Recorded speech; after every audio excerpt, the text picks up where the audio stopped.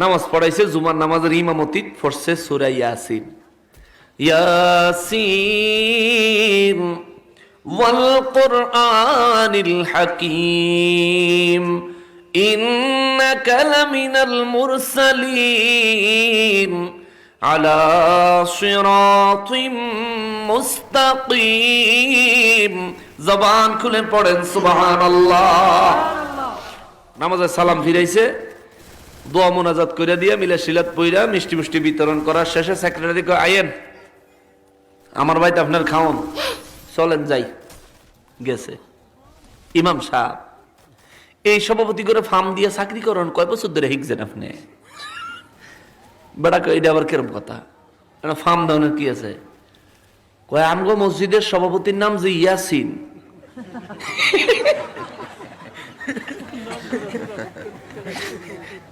এটা কি নামাজের ভিত্তে কন লাগবো? শুধু কি ইয়াসিন? হেবেটা বাপ কবে মরে গেছে? হাকিম। হেবেটা বাপের নাম শুদ্ধ আপনি কোন আল কোরআনের হাকিম? কোন কোন ক্লাসের সেক্রেটারি? চিন্তা করেন, হেবেটা বাপ মরে গেছে, বাপের নাম শুদ্ধ কইলেন। আবার হেবেটা দাদার নাম মুরসালিন, হেবেটার নাম শুদ্ধ কইলেন ইন্নাকা লামিনাল মুরসালিন। কে? আমার নামটা কি আসিল না? ইমাম সাহেবকে, ভাই আমি তো কোরআন শরীফের সূরা পড়ছি। খালি সভাপতির নামে সূরা, আমাকে নামে নাই, সেক্রেটারির নামে সূরা নাই। ভাই আপনার নাম তো আমি জানি না, আপনার নাম কি? আমার নাম বাবর। কি নাম? ইমাম সাহেব কতক্ষণ জিম ধরে চিন্তা করে, 114টা সূরার ভিতরে কোন সূরাতে তো বাবর নাই। চাকরি করতে হলে তো তারে খুশি করে করতে হবে। এখন কি করি রে? হ্যাঁ হ্যাঁ, এখন কি করি?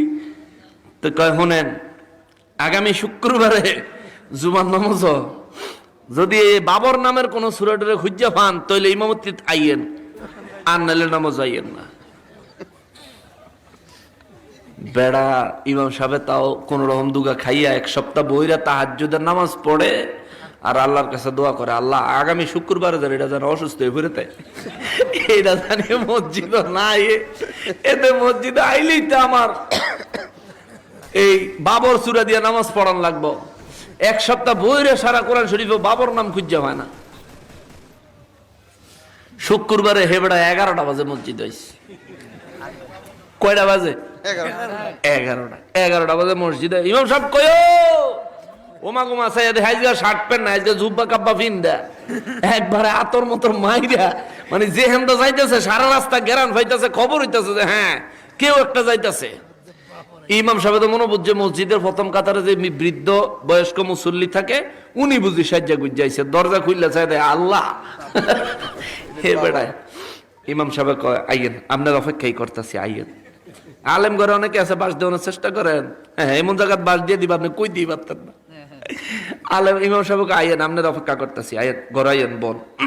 আইসে তো সেক্রেটারি সাহেবের অস্বাভাবিক অবস্থা দিকে আগে আগে মসজিদে যারা আসে হেরাও মসজিদের তারা বাইরে আইসে, কিরে এদের জীবনে তো ধান যাই ফিনতে, আজকে ধান যাই ফিনতে একেবারে ইমাম সাহেবের রুমও। মুরব্বীরা আস্তে আস্তে আইসে, তাও মুরব্বীরা খেয়াল করছে যে ইমাম সাহেব মাত্র আইলো, পয়লা জুমাটা পড়াইলো, সারাটা সপ্তাহ মনটা ভালো বোঝা গেল না। দেখবেন মুরব্বীরা ইমাম সাহেবগুলোকে যারা চলে এরা কিন্তু এগুলি খেয়াল করে, ইমাম সাহেব মনটা খারাপ নেই, নিশ্চয়ই পরিবারের সমস্যা, সেগুলি আবার জিগায়। ইমাম সাহেব এই বৃদ্ধ এলাকার লোকেরা বুঝছে যে নিশ্চয়ই ইমাম সাহেবের মনটা খারাপ।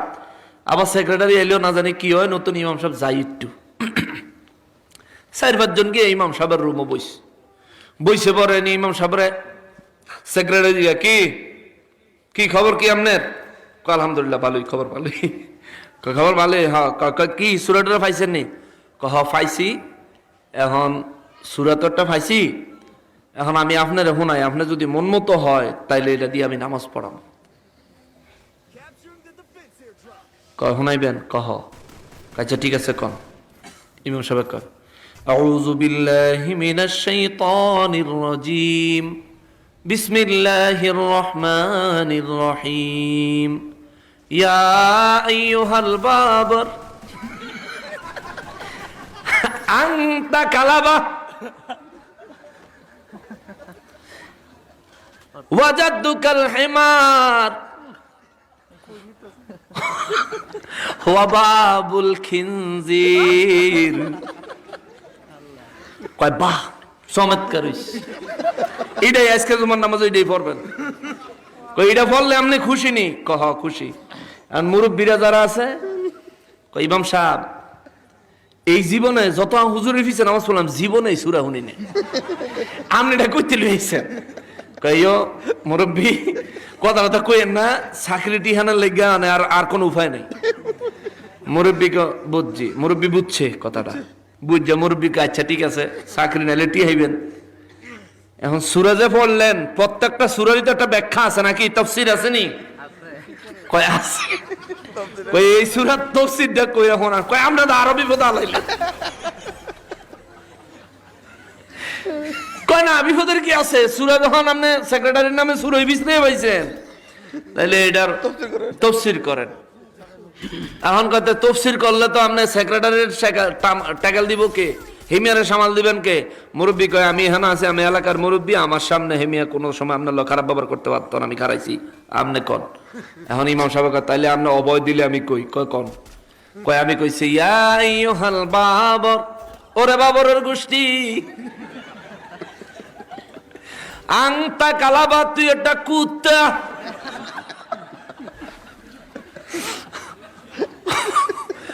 ওয়াজাদুকাল হেমার, তোর দাদা একটা গাধা, ওয়া বাবুল খিনজির, তোর বাপ একটা শুয়োর। মুরব্বীকে একদম উচিত সূরা বানাইছেন। কিও বাবা সূরা এটা পড়তুনি নামাজও? কয় আর জীবনে কোনোদিন